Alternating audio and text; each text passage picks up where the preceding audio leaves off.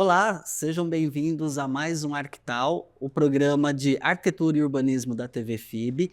E hoje nós temos um tema muito especial que é mobilidade urbana. E para isso trouxemos convidados mais que especiais para discutir esse tema tão importante, principalmente em relação às políticas públicas da mobilidade no Brasil. Primeiramente, obrigado, Giovana Horta. Ela esteve com a Obrigada. gente aqui no nosso primeiro encontro, falando sobre empreendedorismo. E seja bem-vinda. Obrigada. Boa noite, pessoal, tudo bem?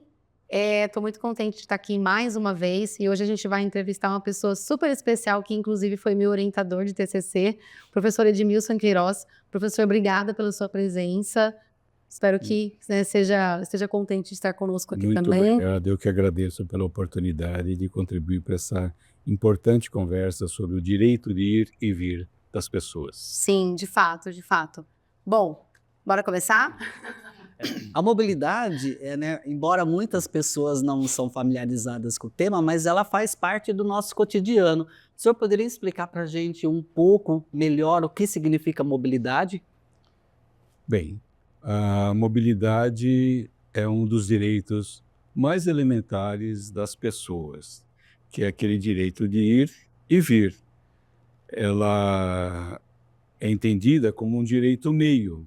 Nós temos o direito ao ensino, à educação, à saúde, o direito ao trabalho, até ao lazer. Mas nós temos um direito muito especial, que é o direito de ir e vir, que é chamado de direito meio. É por ele que nós podemos atingir aos outros direitos que as pessoas têm. E ele é muito elementar, ele é muito importante e precisa ser tratado de uma forma democrática e acessível para que todas as pessoas consigam atingir aos seus objetivos. Quando a gente fala de mobilidade, a gente pensa em transporte público, mas na realidade é muito mais complexo que isso, desde a Verdade. da sua locomoção a pé, com o próprio automóvel, tudo isso São outros fatores, né, que englobam, né, justamente, quando a gente pensa sempre no veículo, né, e não pensa, por exemplo, no caminhar, nós, né, e até entrando um pouquinho no assunto de pessoas que têm alguma deficiência, alguma coisa, e essa mobilidade acaba abrangendo essas pessoas também, e enfim, outros setores. Certo, Sim, professor? o transporte é uma das partes desse direito, né, da mobilidade urbana, mas ele envolve o transporte público, que é o transporte de massas através do ônibus coletivo, através do trem urbano, isso nas grandes metrópoles, ou do metrô, né, que é um outro meio de transporte coletivo para grandes de massas, né? E ele existe, né, em umas outras formas também, como caminhar é uma forma importante de, de mobilidade, de Uhum. se deslocar de um lugar para o outro. E para isso nós precisamos ter infraestruturas muito adequadas. O, o modo individual, que é o automóvel ou a motocicleta, né, e, e também a bicicleta, ou como se fala agora atualmente, né, a bike, é uma outra forma, né? Só que eles têm impactos diferentes na sociedade e no espaço, no meio urbano. O caminhar e utilizar a bicicleta é um meio de transporte que é considerado sustentável, porque ele não emite, né, eh, elementos poluidores, ele promove o bem-estar das pessoas, mas para isso é preciso que haja uma infraestrutura adequada, como, por exemplo, calçadas bem planejadas, bem construídas, bem resolvidas, acessíveis, seguras e confiáveis, que envolve desde o plantio da árvore, a altura mínima da cota, a largura da faixa de pedestre, a faixa reservada para o mobiliário urbano, como poste de energia elétrica, de iluminação Sim. pública, eh, bancos, floreiras, sinalização de trânsito, são mobiliários urbanos, né, que são importantes, fazem parte, né, da infraestrutura urbana, né? E sobra uma faixinha, né, do passeio, que é o de acesso ao lote. O automóvel, né, é o meio mais impactante, porque ele tornou-se acessível para a população a partir dos anos 70, dos anos 80, e dos anos 90, quando se fortaleceu a indústria automobilística, houveram as reduções de impostos para estimular, né, o acesso ao veículo, mas principalmente também para garantir um emprego nas indústrias, dos trabalhadores, dos operários. Isso possibilitou que uma grande parcela da população pudesse adquirir o automóvel ou a moto, porque ela, quando comprada, né, de uma forma financiada, as prestações são mais baratas que o que se gasta por mês pagando ônibus todo dia no ir e voltar para casa. Então, houve um inchaço, né, extraordinário da malha urbana, da infraestrutura urbana, do leito carroçável de ruas e avenidas, fazendo com que o trânsito se tornasse caótico. Mas nós temos também, né, como solução, o transporte coletivo, o transporte público, onde há uma tentativa a partir dos anos 80 de modernização e de melhoria dos ônibus. Até então, os ônibus eram montados, as carrocerias, o encarroçamento, como é falado, né, eles eram montados em cima de chassis de caminhões. Com, né, o advento da política do transporte público, da mobilidade urbana, né, e de leis para a mobilidade urbana, né, surgiram conceitos novos, né, de transporte público. Um deles era do chassis adequado para o ônibus mais baixo, com ônibus de piso rebaixado. A gente até vê ônibus escrito piso rebaixado, mais fácil de acessar, mais próprio para vários tipos, né, de pessoas, o mais alto, o mais baixo, o mais frágil, o mais idoso, o obeso, a criança. Então, o ônibus ficou melhor e mais confortável para as pessoas. Então, são políticas, né, públicas que vêm sendo implementadas no sentido de estimular, mas ainda há a questão do preço elevado da passagem do ônibus, né, e dos congestionamentos. E uma outra questão muito importante que as pessoas esperam, né, do transporte público, o meu preço, né?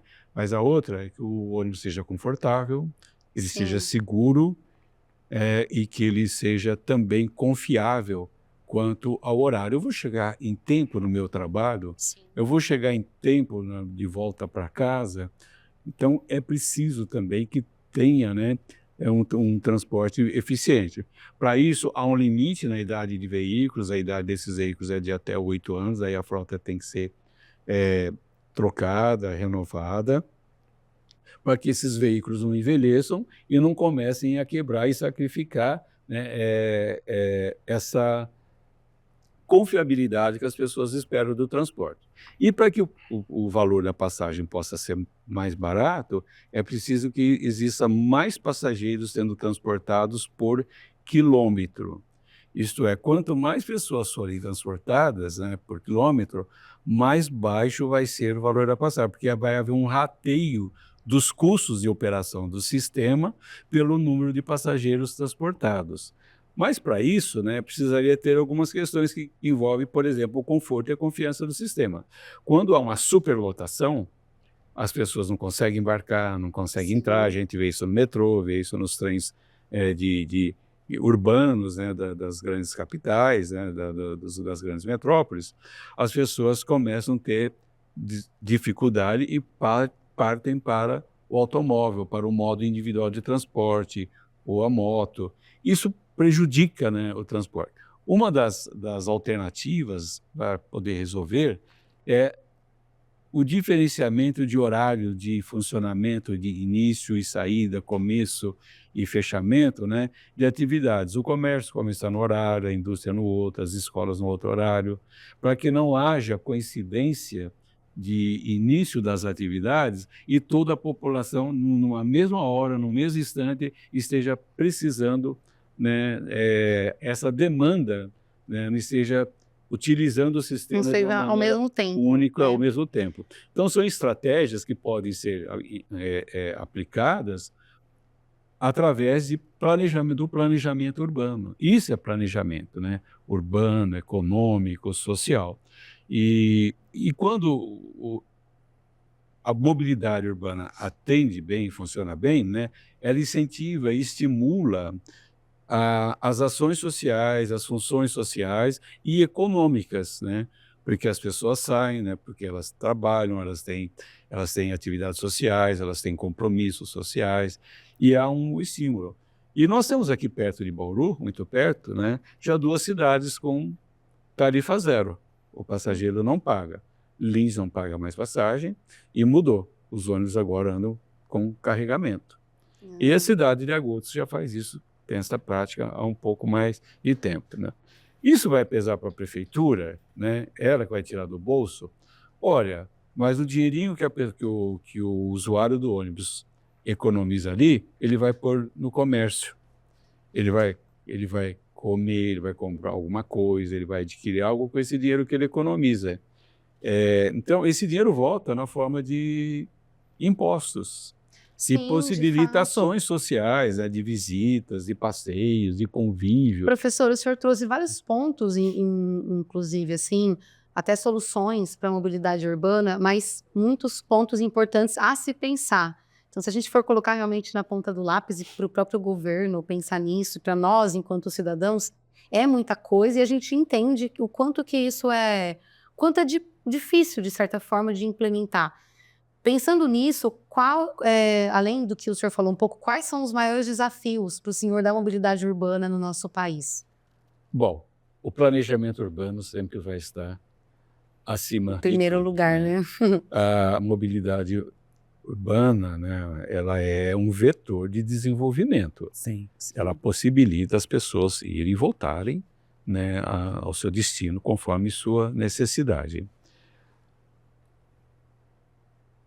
O espalhamento das cidades, né, com a expansão do perímetro urbano, ampliando o território, fazendo com que as pessoas vão morar cada dia mais longe, cada vez mais longe, né, gastando horas, levantando mais cedo, fazendo a sua comida mais cedo, a marmita, né, Uhum. a quentinha para levar para casa, de casa para o trabalho, né, para depois passar horas, né, se locomovendo, chegar no trabalho, comer no trabalho, porque voltar para casa nem pensar, além do custo. E depois retornar, que leva mais 2 horas, hora e meia até chegar em casa, ou até mais do que isso. Em São Paulo é comum pessoas viajarem por dia para ir para o trabalho e Sim. voltar 5, 4 horas por dia, no Rio de Janeiro também. Então, o planejamento urbano é o principal instrumento, a principal ferramenta, né, de indução de uma mudança nesse tempo que as pessoas perdem. Uma delas é através dos planos diretores, das leis de zonamento, permitirem que em áreas de moradia possa haver oportunidades de trabalho, estimulando, né, a presença do comércio, de prestação de serviços e de indústrias não poluentes, de pequenas fábricas, de pequenas indústrias, porque isso gera trabalho perto de casa, né? O comércio, né, atende às demandas diárias das famílias, ir na quitanda, ir no mercado, ir no açougue, na farmácia, ir na lanchonete, tanto para o suprimento da casa como para o lazer ou para ir para o trabalho. Isso vai fazer com que as pessoas, né, precisem se deslocar menos, né? Apenas aquelas atividades muito específicas, muito especiais, é que vai fazer com que as pessoas se desloquem grandes distâncias, mas aí já terá reduzido, né, o volume de veículos, né, nas cidades. O que a gente vê é o sacrifício das calçadas, alargam as ruas, o leito carroçável para caber mais Sim. veículos e estreitam-se as calçadas. Ou diminuem-se as áreas verdes, os canteiros centrais, os canteiros às margens de rios e córregos, onde deveriam estar sendo preservados para termos uma melhor sustentabilidade da cidade, para termos mais áreas verdes, mais caixa para o escoamento de águas em dias de chuvas. Todos esses espaços vão sendo sacrificados pela necessidade de ampliar o leito carroçável para caber mais veículos, né? Então, nós trabalhamos sob uma lógica do veículo menos do pedestre. Sim. E precisamos ter também, né, mais projetos nesse planejamento, estimulando, né, o caminhar a pé, mas para isso a gente precisa ter até oportunidades mais perto do lugar onde mora. Quem tem boa qualidade de vida, quem mora perto do emprego, faz compra perto do emprego e ocasionalmente vai distante, ou vai no estádio de futebol, ou vai ao teatro, ou vai ao cinema, né, ao shopping, mas isso aí já descarregou, são poucas pessoas que vão fazer isso, né? A gente Não há vê que São uma Paulo, né, aglomeração. acontece muito de Acontece o isso. pessoal ir a pé, mas eu também vejo, assim, que existe uma quantidade hoje em dia de, como o senhor falou, não tem uma mobilidade legal, então, e a quantidade de motos e carros e de veículos particulares é muito grande. Deixando, por exemplo, os ônibus, trens, né, enfim, esses transportes maiores, de certa forma, obsoletos, assim, porque a gente também não tem, não são todas as cidades que têm um investimento em cima disso. Então eu vejo isso também como um grande problema, né, Pampana? Mas pode falar, desculpa. Essa questão dos problemas de trânsito serem vistos como problemas das grandes capitais. Hoje, as cidades médias já vivem essa problemática do congestionamento, da poluição do ar, e a mobilidade, então, ela tem essa relação direta com a qualidade de vida. Sim. E como vetor de desenvolvimento que o senhor colocou na conversa, não se pode falar em sustentabilidade e inclusão sem falar de mobilidade, não é verdade, Sim. professor? Porque a gente precisa pensar as cidades para que elas estimulem o andar, o usar a bicicleta e as políticas públicas que também facilitem o acesso ao transporte público. Nas cidades como o nosso contexto, né, cidades polos regionais, quais são os desafios que ainda são encontrados para reverter essa questão da mobilidade? Ainda dentro dessa temática, né, nós temos exemplos. A progressão é lenta. A Lei de Zoneamento de São Paulo, por exemplo, já prevê que os edifícios corporativos, os grandes edifícios, né, de escritórios, de comércio, serviços, eles tenham o estacionamento para bicicletas e olha que quando a política tem realmente a intenção de buscar a solução. E o vestiário e banheiro com chuveiro, o ciclista chegar no trabalho vai vir suado. Exatamente, sim. E o armário para ele se trocar, tomar banho, se trocar e subir para o trabalho. No final do expediente, né, ele trocar de roupa, pôr a roupa adequada para a bicicleta e voltar para cá. E isso já está mexendo em planos diretores e lei de zonamento como estímulo, que incentivo. Mas nós precisamos ter também uma malha melhor, né, para ciclofaixas e ciclovias, né, que ofereçam segurança e confiabilidade, né, para o ciclista. Porque tem partes, né, por mais cuidadoso que seja o projeto, que se consiga criar espaços adequados e próprios e seguros para a bicicleta, tem áreas, locais onde são compartilhados o espaço, né? O automóvel, a bicicleta, a moto, e temos outros tipos já que a gente vê, né? O skate, o patinete elétrico, a gente já vê isso daí. Tocou, inclusive, Não é em grande quantidade, mas já é uma realidade também, né? A gente vê jovens indo de skate e às vezes são jovens, não são tão jovens adolescentes, não. São jovens de 30 e poucos anos, né, que Sim. e nem são aquele estereótipo né, de skatista. Ele usa como uma ferramenta já de transporte e que é muito mais ágil. Mas precisamos ter mais estímulos, né, para isso. Mas existem, sim, alguns esforços nesse sentido. As cidades médias, né, se estiverem mais conectadas com esses problemas, devem começar a resolvê-lo já antes que ele se torne um problema tão grave quanto nas grandes cidades, né? A quantidade de veículos por metro quadrado comparado com o de um ônibus é muito maior, precisa de muito mais espaço. Então, nós precisamos de planejamento. A ciclofaixa, né, na beirada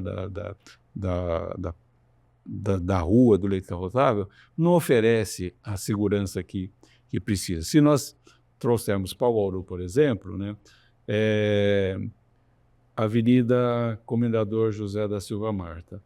Nossa, não tem? O canteiro central é largo e essa ciclovia já deveria estar ali no meio. Sim.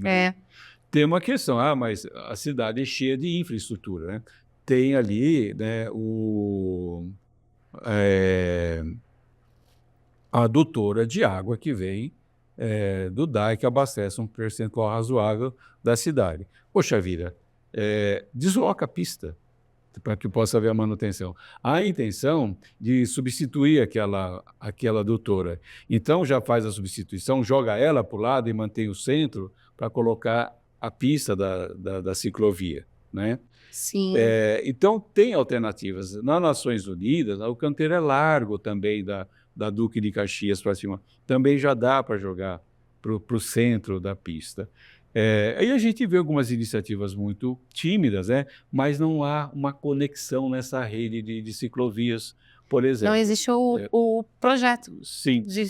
Nos centros urbanos, na área central, é mais difícil. Então, aí precisa a população estar educada, formada, preparada, consciente para o compartilhamento desse espaço, porque dá para criar daí as rotas, as ruas onde serão rotas para bicicletas, que vão compartilhar esse espaço entre o pedestre, o automóvel e a bicicleta e outras formas, né, alternativas, como patinete, como até mesmo o skate, que parece brincadeira e já não é algo sério. É algo sério. Então, para isso precisa de uma política pública, né? Nós temos leis, né, de política pública, nós já temos, Bauru tem o seu plano de mobilidade urbana, né? Mas ele precisa ser implementado, precisa ter projeto. E para isso nós precisamos ter, né, um setor de planejamento na cidade que pense todas as questões urbanas, né? E todas elas têm suas particularidades, como, por exemplo, a mobilidade, né? Como a parte de preservação ambiental, mas a cidade deveria ter um centro de pensamento, né, na busca de soluções para todas essas questões. Isso já é passado, né, de urgente. É fundamental que aconteça, né, mas nunca é tarde para começar. Não é porque não fez que não se vai fazer mais, né? Não deva fazer. Ter um grupo, né, de profissionais, de técnicos de planejamento urbano, de arquitetura, de geógrafos, que possam, né, de engenheiros, contribuir, né, em ideias, né, de propostas e soluções para a cidade, e ter projetos estocados, porque os recursos federais, eles existem, e quando eles são disponibilizados, o projeto tem que estar pronto na hora. Né? Não é que vai fazer o projeto. Como é que alguém vai repassar recursos sem ter o projeto? Tem o teu detalhamento, o quantitativo e o orçamento de quanto vai custar. Então, nós precisamos, né, falando sobre os desafios, né, um deles é ter um bom planejamento. Para um diretor, leis de zonamentos, que já pense em todas essas questões, para que a gente possa ter um resultado que atenda, que comporte todas as demandas, todas as necessidades da cidade. Os fundos de vales para Bauru, né, não é uma peça difícil de fazer, né, mantendo a maior distância possível do leito dos córregos, dos rios urbanos, né, tentando manter os 30 metros. Todos eles têm uma rua mais próxima na beirada. Elas podem ser melhoradas, mudadas e se transformando num parque linear. E elas viram novas alternativas para distribuir o tráfego, que hoje é concentrado na Duque de Caxias, na Rodrigues Alves, na Nuno de Assis, Nações Unidas, Comendador, a Jusaielo, a Nossa Senhora de Fátima. Há uma super concentração de veículos nessas vias. Se nós tivermos os parques lineares, né, com as vias, as marginais, distantes, né, para não deixar os rios, ter espaço para os rios subirem em dias de chuva, nós já criaríamos novas alternativas para distribuir esse trânsito, né, no deslocamento de um lugar para o outro, né, atendendo às mais diversas demandas da população. Fazer compras, abastecer o lar, lazer e, principalmente, o que mais impulsiona, que é a economia, né, que é o trabalho, né, e ir para o serviço. Falando um pouquinho sobre esses novos veículos, digamos assim, né, o patinete, o skate e a bicicleta, muita gente hoje em dia já usa, mas eles são, como o senhor disse, né, meios de transporte sustentáveis. O senhor acredita nessa sustentabilidade para a mobilidade urbana? Que ela pode ser inserida, né, que isso pode ser real de alguma forma? Olha, o contingente de pessoas em Bauru que andam de bicicleta é muito grande. Veja nos finais de semana os blocos, Sim. os grupos que a gente vê de bicicletas andando para todo lado, né? Poderia ter uma política, inclusive, de caminhos e percursos para eles, para gerar segurança, conforto, ter água disponível para, né, para Sim. fazer hidratação, né? Daria até para disciplinar isso. Imagina trazer esse contingente de ciclistas, né? Se um percentual deles vier para as ciclovias, né? Nas cidades, se elas forem seguras e confiáveis. E se os edifícios estiverem preparados, os locais de trabalho estiverem preparados para receber o ciclista na hora que ele chega em casa. Sem contar, né, margens de rios, quase plano, né? A declividade é mínima. Não tem Sim. cascata, é cachoeira, é tudo plano, né? Nós temos as margens das ferrovias, que dá para buscar parcerias com a União, porque é uma área federal, né? Mas dá para buscar parceria. A inclinação da linha de trem é 1%, é quase plano. Dá para ligar a Vila Dutra, antigo Curuçá, ao Distrito Industrial em Bauru. Melhor, dá para ligar ao Otávio Haase, vai mais longe ainda, né? Ligando as pessoas andando quase no plano. Assim. Então, tem tanta alternativa para o transporte, né? E até para pensar, né, do leito, né, disponível, tendo convênios, né, com governos federal, estadual, para a implantação do trem, do veículo leve, né, sob trilhos, né? É claro que isso aí envolveria investimentos, né? Não é mais esse tipo de dormente, o dormente é de madeira, né? Ele já está ultrapassado, ele já está ali apodrecido, não é mais esse trilho que nós temos atualmente, né? Mas a base, né, está feita. É trocar a infraestrutura de apoio, de rodagem, a via permanente. A área, que é um elemento caro, né? O solo custa caro, não precisaria de desapropriação de nada, né? Nós já temos. Conversas, né, políticas entre o município, o Estado e o governo federal, independente de questões, né, de interesses políticos, né, mas sim em prol da população. Então, nós temos muitas alternativas para Bauru para desenvolver projetos, mas nós temos que ter onde pensam esses projetos também. Haver a vontade política de desenvolver projetos para o desenvolvimento da cidade, né? E, claro, né, a mobilidade urbana é um dos capítulos, é um dos temas a serem tratados nessa questão. Agora, respondendo de forma bem objetiva agora a sua pergunta, né? Se numa cidade com 380 mil habitantes, aproximadamente perto dos seus 380 mil habitantes, né? Nós temos aí, desse total, 2/3 de veículos licenciados, que vai representar algo em torno de 290 mil veículos licenciados, né? Se um percentual de 5% aderir ao ciclismo, já é uma vantagem. É expressivo que vai tirar de veículo. É um impacto. Até porque essa quantidade de veículos não sai todo ao mesmo tempo para a rua. Sim. Né? Os que saem para a rua já são bastante para aliviar o trânsito. Mas não é só o ciclismo, não vai ser só... Não. Né? Nós precisamos de um transporte público mais eficiente, né? Sistema e de integrado. alternativas, né, de transporte. Nós não temos ônibus zeros em Bauru, a gente dificilmente vê ônibus quebrado, né?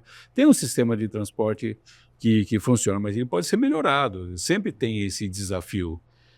Nós podemos pensar em linhas e eixo, né, que liga a zona leste da cidade à zona oeste, que vai dar muitos quilômetros com veículos até talvez articulados, né, carregando mais gente, com menos veículos, e reduzindo o tempo de percurso sem necessariamente aumentar a velocidade dos veículos, né?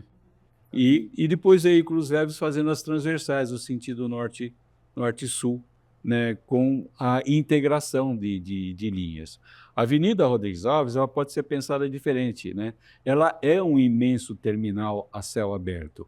Não precisa criar terminais, né? Terminais de ônibus são lugares, né, que geralmente deterioram o entorno, né? O acúmulo de pessoas, de gente Sim. que se aproveita, né, desses lugares para atividades não muito bem-vindas, né? Poluição, ruído, veículos, ele impacta o local. A Avenida Rodrigues Alves pode ser pensada diferente. Nós temos, por exemplo, a Rua 1º de Agosto, a Rua Bandeirantes, que podem virar corredores de auxílio e concentrar mais os ônibus na avenida, alargar mais as calçadas, talvez jogar os ônibus para o centro da avenida, com canteiro central, ou eles cruzando, ou com porta dos dois lados para o embarque e desembarque de passageiros. Tá?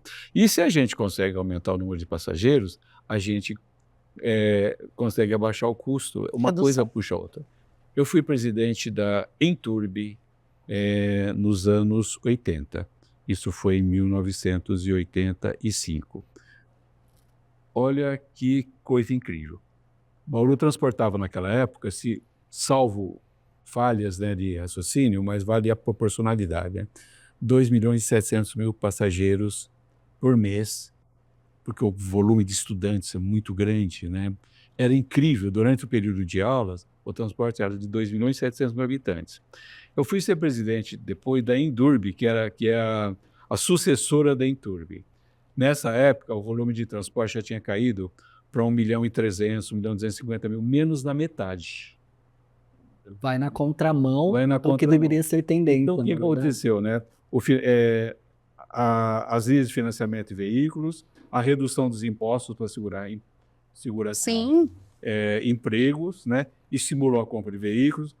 A mensalidade de uma moto é mais barata que o mês de passagens de ônibus e voltar para casa. E as empresas, né, com a Constituição de 1988, né, trouxe uma série de garantias para a sociedade, né, como o Vale Transporte, por exemplo. Né? E o que as empresas fizeram? Né? Elas não davam o Vale Transporte, elas locavam ônibus que iam fazer um trajeto nos bairros pegando os operários, levando para a empresa e trazendo de volta para cá. Isso tirou passageiro dos ônibus também. Né? E contribuiu para o esvaziamento, né, do sistema. Isso faz com que a passagem fique mais cara, eleve o custo. Porque hoje ninguém também quer, né? Com essa facilidade de compra, a pessoa não quer andar de ônibus. Ela sabe que ela pode comprar uma moto, um carro, financia. Sim. Mas reclama depois do congestionamento. O congestionamento, né? Exato. Aí entra aquela questão cultural e social, que é tão importante, eu acho, que a nossa consciência. As pessoas, infelizmente, ainda é difícil. Eu não sei quanto tempo vai levar pelo menos para o nosso país, assim, chegar nessa... Quando eu me formei, eu vou fazer o ano que vem, 45 anos. Terminando esse ano, estou fechando aí 44, 45º ano de formado. Em 1980. Em 1980, eu estava no mercado de trabalho. Com 28 anos, 3 anos depois, eu era presidente da Enturb. Olha que incrível. As planilhas de cálculo de consumo de água, o projeto de arquitetura, era de 200 litros dia por pessoa. Para o setor de comércio, de escritórios, né, 50 litros por dia. Hoje, são 150 litros dia e para as residências e 40 litros dias para as atividades de comércio e serviços. E ainda o que aconteceu? A água acabou? Não, as pessoas foram educadas para isso. Sim. Na escola, as crianças aprendem, não abre a torneira e fica escovando o dente com a torneira aberta. Não, ele vigia a mãe que está lavando louça, né? Se ela não está com a torneira aberta, desperdiçando água. Isso é educação. essa educação pode existir para o trânsito também. Com certeza. A gente não vê mais crianças jogando papelzinho no chão, à torto e à direito, né? A gente, infelizmente, vê. Às vezes a gente vê a pessoa num carro luxuoso, abrindo a janela, né, para jogar pela janela o maço de cigarro, ou a bituca de cigarro, ou um papel amassado de bala, né, sei lá, fecha o vidro e continua. Mas já tem uma grande quantidade de pessoas que já não jogam o lixo no chão, ela põe no bolso para guardar, jogar na primeira lixeira que achar, ou quando chegar em casa, jogar no lixo. Isso é educação. Essa educação ela pode reverter para o trânsito também, né? Eu tenho um filho que é arquiteto e é ciclista, apaixonado por bicicleta, né? Eu não consigo andar na rua sem ver uma bicicleta e lembrar dele. E o meu cuidado não é o dobro, é o triplo. Sim. É o quádruplo disso daí, né? Eu tenho que tomar cuidado, né? Então, essa educação ela vai se dar quando todo mundo tiver, né, um ciclista em casa andando na rua e vai ajudar, vai melhorar esse compartilhamento, né, do automóvel, o pedestre, a bicicleta, né, e uma maior intensidade no uso, né, intensificação no uso do transporte coletivo. O transporte coletivo precisa ser melhorado, né? Ele pode ser melhor do que o que nós temos. Evoluiu bastante anteriormente. Hoje, quem decide o custo da passagem urbana é o município. Nos anos 80, até os anos 80, quem definia era o governo federal. Quando começou a subir o preço do petróleo, com a crise do petróleo, né, o governo federal tinha um desgaste muito grande, né? Apedrejamento, quebra-quebra nos ônibus, nas estações de trem. O que o governo fez? Passou isso a responsabilidade para o governo do estado e para os municípios. Aí os municípios que ficaram com o ônus de aumentar a tarifa, né, de pôr o preço, tanto do trem, do metrô, né, que estava chegando, do trem urbano, quanto dos ônibus urbanos. Ficou difícil para os prefeitos administrarem isso. E tornou-se, né, o que parecia uma coisa absurda, né, possível hoje a gente ver cidades já com tarifa zero. Paulínia é primeiro, mas é uma cidade diferenciada, né, no recolhimento de impostos. É bem legal, Paulínia. Né? Mas nós temos cidades aqui perto que já adotaram essa política e que mudou. Com o aumento de passageiros, né, dá para melhorar o transporte. Né? Pode ser reduzido, se não gratuito, pode ser reduzido drasticamente o preço, né, com o aumento e aos sábados e domingos, por que não transporte gratuito? Né? Deixa as pessoas irem visitar as famílias, visitar os amigos, ir para o comércio, né? Ir batistar, né? Igual não tem esse verbo, né? São alternativas de incentivo mesmo. E as pessoas consomem mais, isso reverte para o próprio poder público, né? Não é sonho isso daí, isso é realidade. Porque ninguém vai economizar o dinheiro de ônibus para aplicar na Bolsa de Valores ou em TVBol. Esse dinheiro vai para o consumo mesmo. Qualidade de vida, na verdade. Então, e melhora a qualidade de vida sempre. De fato. Existem muitos caminhos ainda para serem percorridos para a gente poder falar de uma mobilidade urbana sustentável e inclusiva. Um aspecto muito importante, né, sabemos que recursos existem, políticas públicas existem, mas está altamente atrelado à questão da qualidade do desenho desses projetos, não é verdade, professor? O que falta é justamente quando o senhor traz essa questão, mas o canteiro é largo e o eixo carroçável é disputado por todos esses elementos do transporte.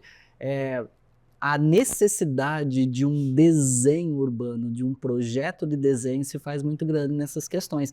E nós temos vários recursos aqui na nossa região que são essas grandes faculdades de arquitetura que podem contribuir também para melhorias dos projetos, sugestões, parcerias.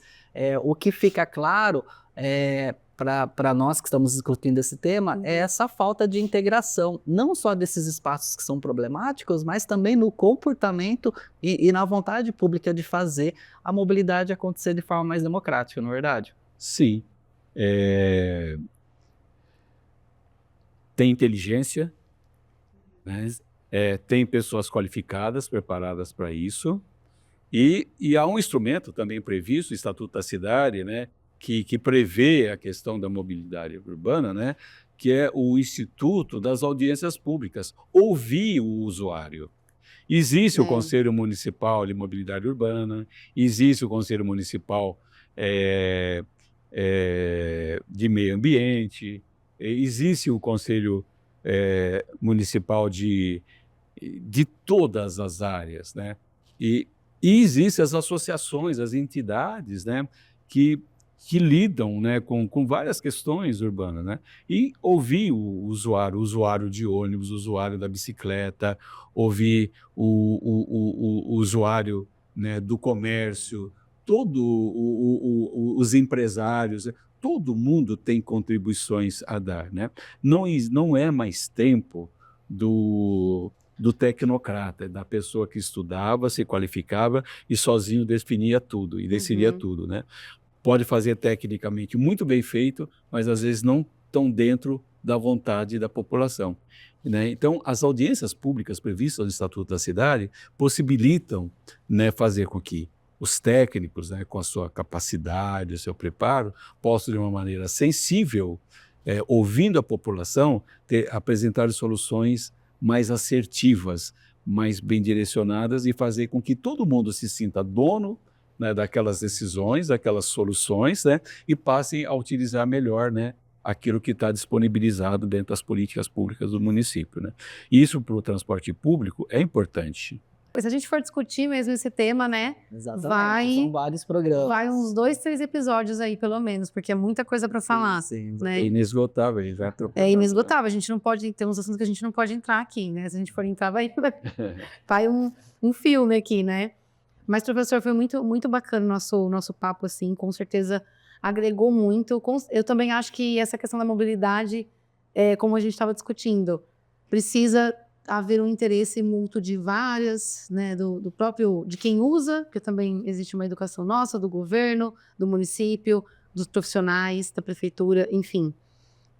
Mas a gente acredita e vamos continuar acreditando que é possível, né, que um dia chegue, não é mesmo? Temos que acreditar e agir, não é verdade? E agir, com Sim. certeza, nessa parceria. As partes interessadas precisam se mobilizar, né, Sim. no sentido de sensibilizar aqueles que têm por dever tomar as decisões.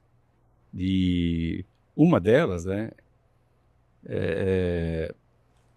a cidade tem seu plano diretor, uma boa lei de zoneamento que possibilite, né, o incremento dessas políticas públicas que venham a causar bem-estar e melhor qualidade de vida para o cidadão. Sim. E assegurar um direito, né, tão fundamental, esse direito meio, que é o direito de ir e vir. Perfeito, perfeito.